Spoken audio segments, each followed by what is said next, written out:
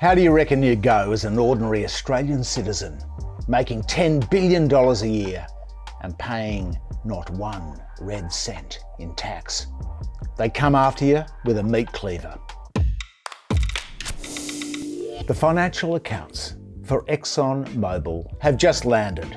$80 billion over 8 years, not 1 cent in tax, income tax that is, paid in Australia. Sir, you don't pay your income tax? Whether or not I pay income tax is none of the government's business. No, well, no, actually it is. Well, you don't know my name or what I look like, so good luck finding me. The good news is, buried in a disclosure in their accounts is the admission that the Australian Tax Office is coming after them. It's coming after them for precisely the reasons that they've won our top 40 tax dodgers gong for year after year. Debt loading, giving themselves massive loans from overseas and raking out the profits in interest payments. So there's a lot of suspicious looking companies in multinational tax land who make no profits, but like Exxon, operate for year after year after year in Australia. Could you get away with that as a small business? No.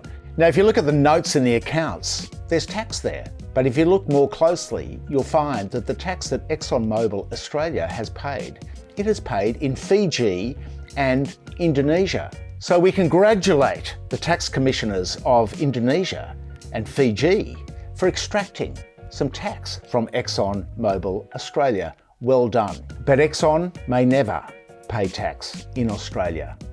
We may have missed the boat because oil and gas prices have gone through the floor. Fossil fuels have peaked. They're on the way out. So there won't be any even bona fide profits to tax anymore. Decades have gone by. No sovereign wealth fund, no capturing of this immense wealth, the $20 billion they made over the past 2 years comes from our resources. No income tax paid. The next thing is remediation, whether we will be paying to remediate, to fix up the seabeds and the soils that these people have contaminated. From a tax point of view though, who's making all the money now? It's the digital giants. It's the Googles, the Facebooks, the eBays, Booking.com, Expedia, Netflix. This new age vanguard of multinationals pays very, very little tax. Will we, the Australian public, be forced to endure another generation of foreign multinational companies pillaging Australian resources, making billions of dollars from the Australian public and paying no tax? You can bet that the tax fraternity, the lawyers and the Big Four, EY, Deloitte, PwC and KPMG will be 2 steps ahead of the regulators.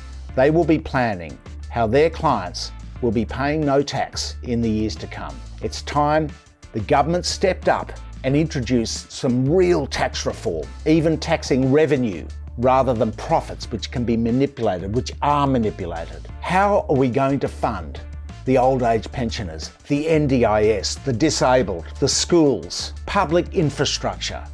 If we have these multinationals coming in, having a complete free ride, it's time that multinationals pulled their weight, and it's time that politicians started standing up to lobby groups. Like this video and comment if you'd like to see us keep the heat on these multinationals, if you'd like to see us keep the heat on the government, if you'd like to see decent tax reform to fund Australia's future. Let's keep the heat on these guys. Support us on Patreon.